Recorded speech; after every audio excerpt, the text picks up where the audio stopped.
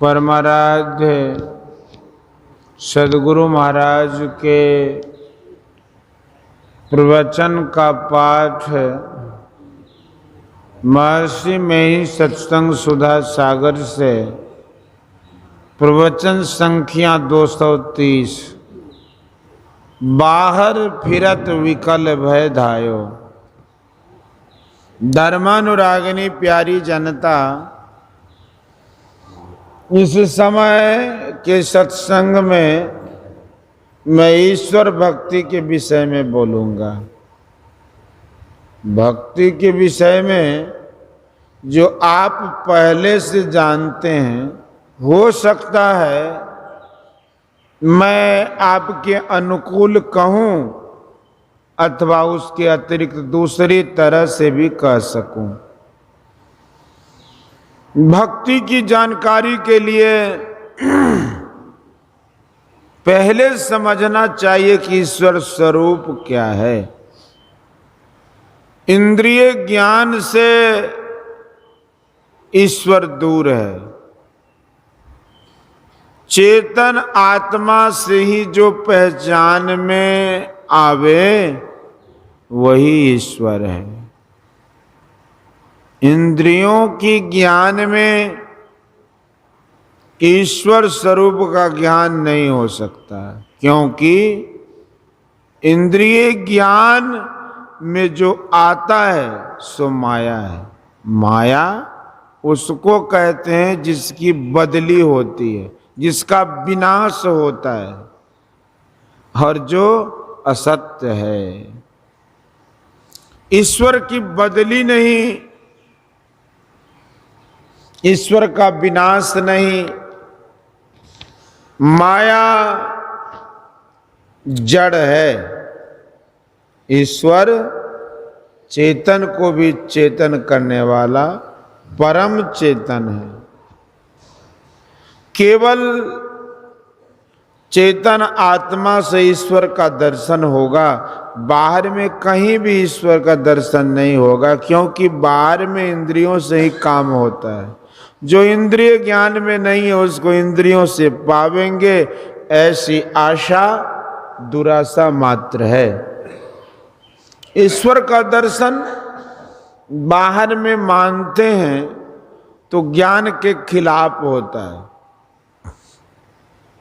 उसकी सत्यता सिद्ध नहीं होगी।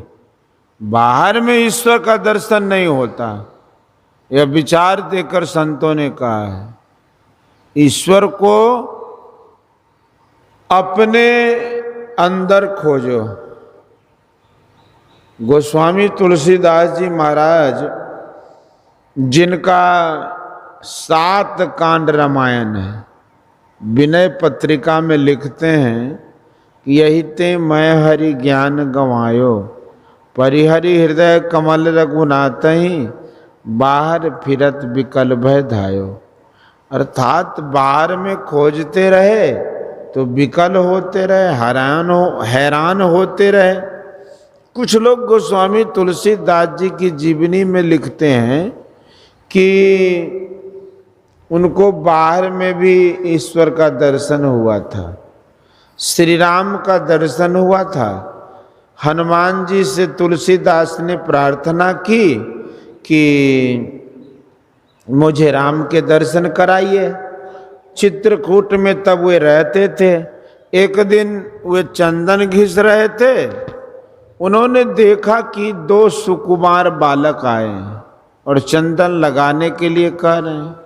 तुलसीदास जी ने उन दोनों को तिलक लगा दिए, किंतु वे पहचान न सके कि ये ही श्री राम और लक्ष्मण हैं।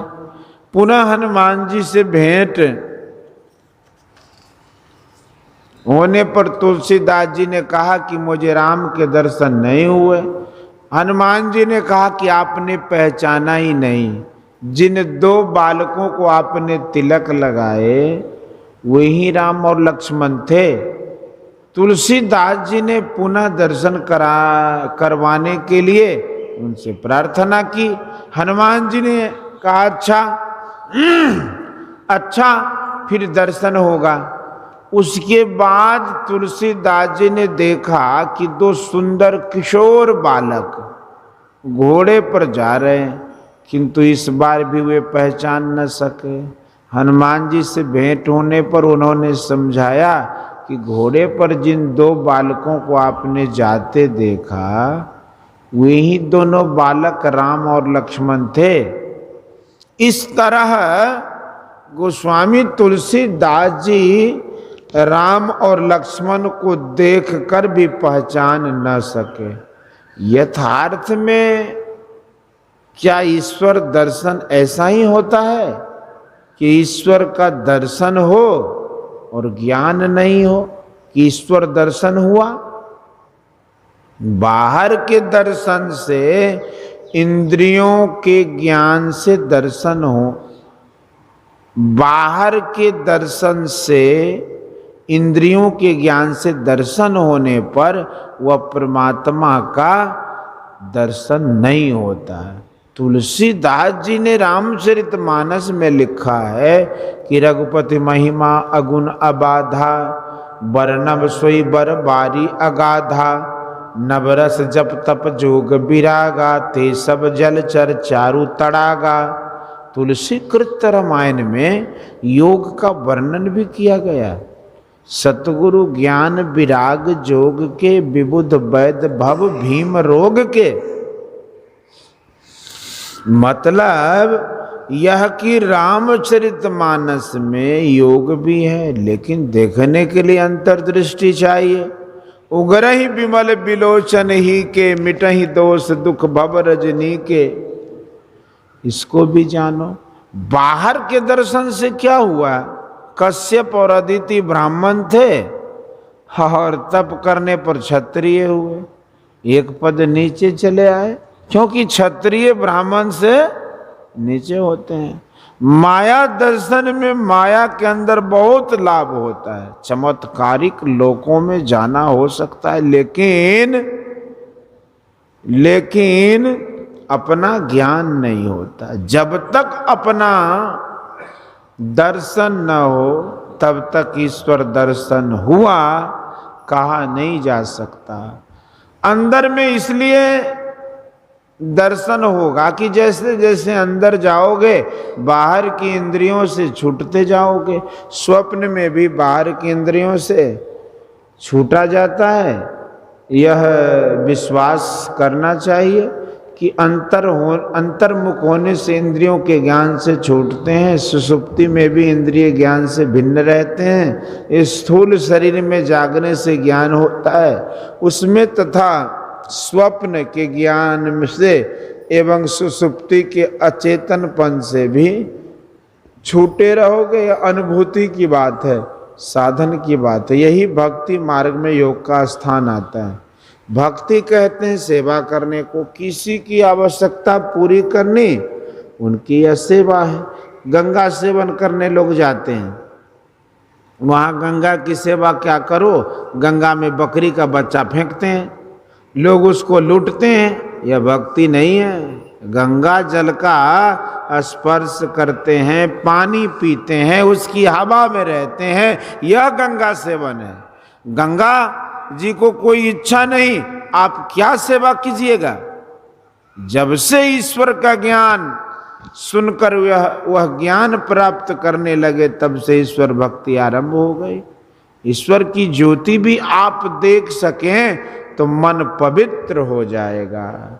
जो सत्संगी इसका यत्न जानते हैं, साधन भजन करते हैं, अंदर में कुछ भी पाते हैं तब मन कैसा होता है वे जानते हैं। वे पुनः पुनः वैसा ही देखना चाहते हैं। जैसे जैसे आगे बढ़ते हैं, बढ़ते जाते हैं, ईश्वर का प्रकाश मिलता गया, गोया ईश्वर का आशीर्वाद आता गया। ईश्वर की खोज में अंदर अंदर चलना ईश्वर की भक्ति है। भक्ति वहां समाप्त हो जाती है जहां ईश्वर का प्रत्यक्ष दर्शन हो जाता है। इस तुलसीदास जी को बाहर में दर्शन नहीं हुआ, दर्शन होने पर भी वे पहचान न सके। इसलिए गोस्वामी तुलसीदास जी कहते हैं कि निर्गुण रूप सुलभ अति सगुण जान नहीं कोई, सुगम अगम नाना चरित सुनि मुनि मन भ्रम होय। इस पर लोग ध्यान नहीं देते, स्थूल पर ही लौ लगाए रहते हैं, आगे बढ़ना नहीं चाहते। चाहिए कि अंतर्मुखी होकर खोज हो, जो जहां बैठा रहता है वह वहीं से चलता है। दृष्टि और मन को स्थिर करो। बैठे ने रास्ता काटा, चलते ने बाट न पाई। अंदर में असली दर्शन होता है, अमायिक रूप का दर्शन करो। अंदर चलने के लिए कबीर साहब ने कहा कि भक्ति का मार्ग झीना रे। उस पर चलने के लिए केवल चेतन आत्मा है, अपने को स्थूल दृष्टि में रखे हुए लोग सूक्ष्म दृष्टि में अपने को ले जाएं। गुरु नानक देव जी ने कहा है कि भक्ता की चाल निराली, चाल निराली भक्ता केरी, बिखम मार्गी चलना, लबु लोभ अहंकार तजी तृष्णा, बहुत नहीं बोलना, खनी होती की बाल होने की एतु मार्ग जाना। कठोपनिषद में है कि छुरस्य धारा निस्ता दुरत्तया, दुर्गम पथस्तत् कवयो बदंती। इसी बारीकी के कारण गोस्वामी तुलसीदास जी ने कहा है कि रघुपति भक्ति करत कठिनाई, कहत सुगम करनी अपार, जाने सो जेहि बन आई, जे जेहि जो जेहि कला कुशलता, कहाँ सो सुलभ सदा सुखकारी, सफरी सनमुख जल प्रवाह, सुर सरय बहे गज भारी, जो सरकरा मिले सिकता मह, बलते नहीं बिल गावे, अति रसक सूक्ष्म पिपेल का, बिनु प्रयास ही पावे, सकल दृश्य निज उदर मेलि, शोभय निद्रा तज जोगी, सोई हरिपद अनुभवे परम सुख, तिसय द्वैत वियोगी, शोक मोह भय हर्ष दिवस निशि, देश काल तह नाही, तुलसीदास यही दशाहीन, संशय निर्मूल न जाहि। सफरी की तरह सूक्ष्म हो जाओ, अपने को बहुत संभालो और सूक्ष्म में होकर उस तक पहुँचो।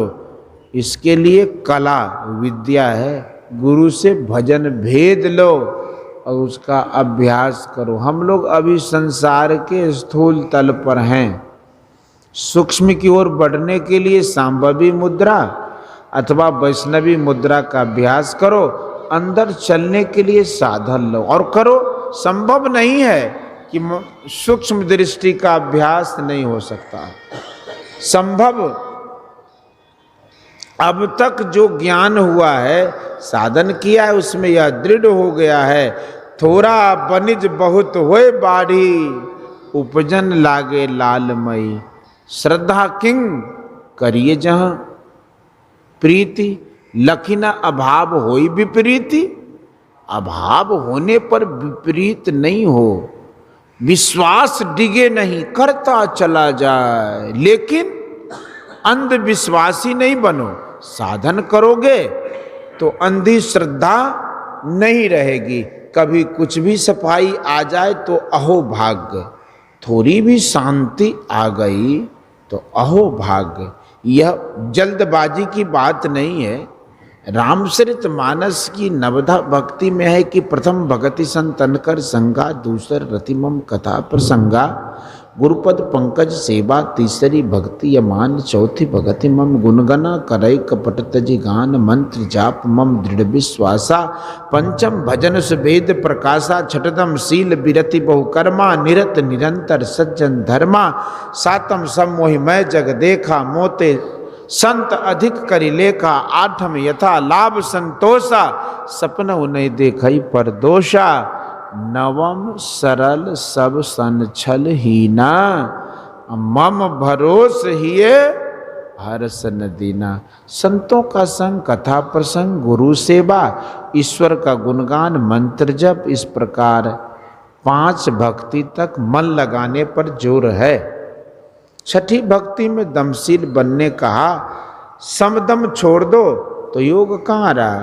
इंद्रिय निग्रह से मन सांसारिक विषयों को छोड़ता है, सांसारिक विषयों को छोड़ने से निर्विषय की ओर होना होता है, तब यही तनकर फल विषय न भाई हो जाता है।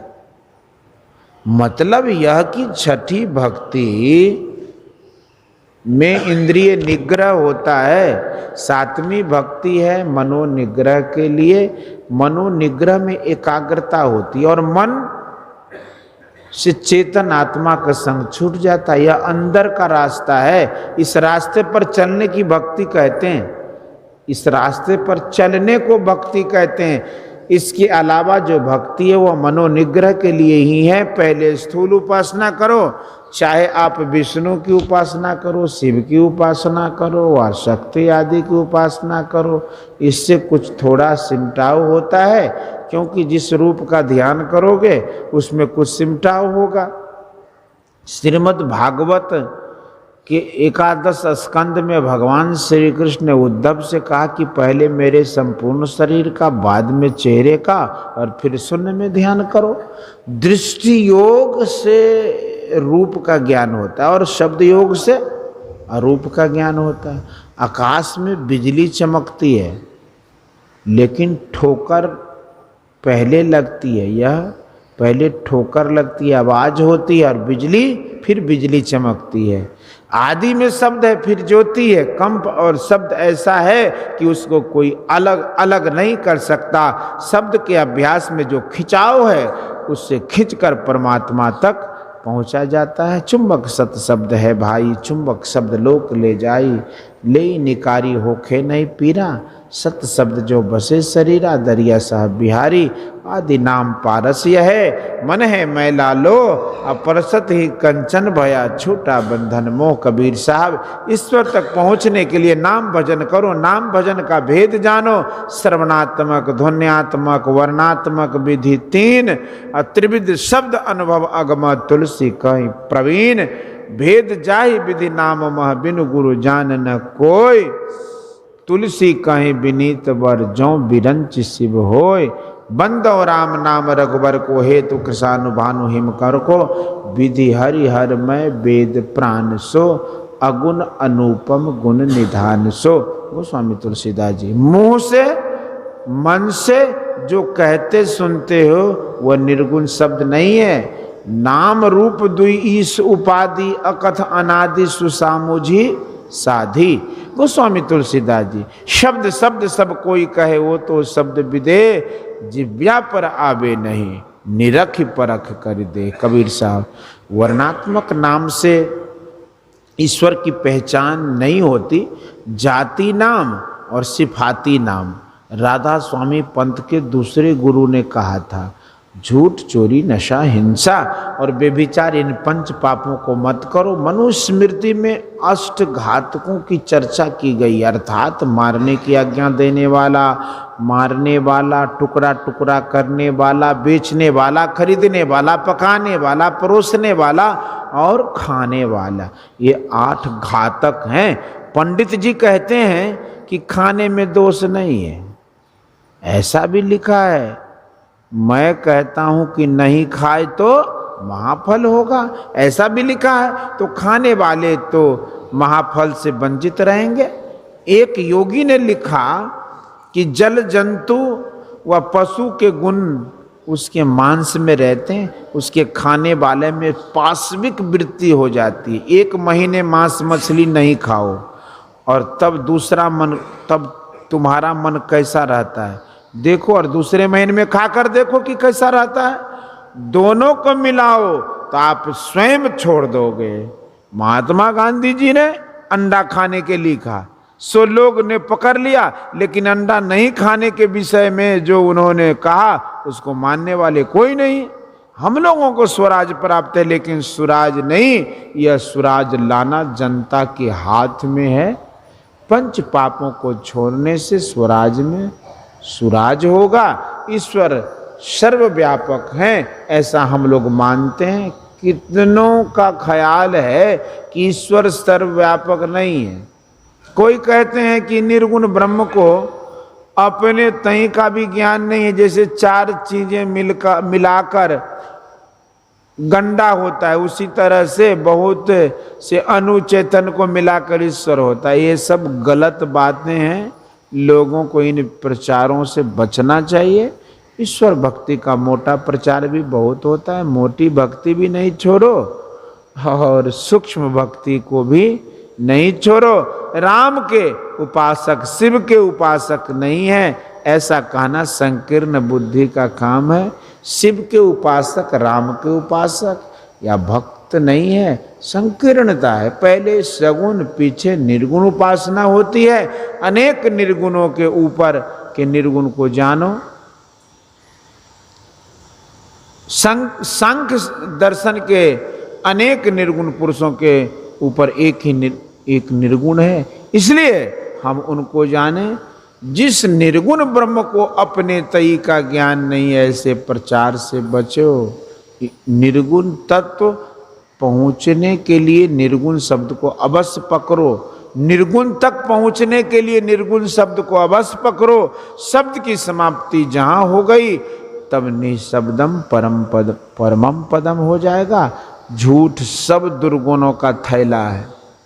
झूठ, चोरी, नशा, हिंसा और व्यभिचार, इन पांचों इन पापों से बचो। कोई बड़ा है लेकिन उसकी झूठाई पकड़ी जाए तो उसका सारा बड़प्पन दूर हो जाएगा। इसलिए इससे सावधान रहो, अपना कल्याण करो। बोलिए श्री सद्गुरु महाराज की जय। यह प्रवचन भागलपुर जिला अंतर्गत महर्षि मेही आश्रम कुप्पा घाट के निकट गंगा तट पर 58वां वार्षिक महाधिवेशन के अवसर पर दिनांक 12/4/1966 ईस्वी को अपराह्नकालीन सत्संग में हुआ था। बोलिए।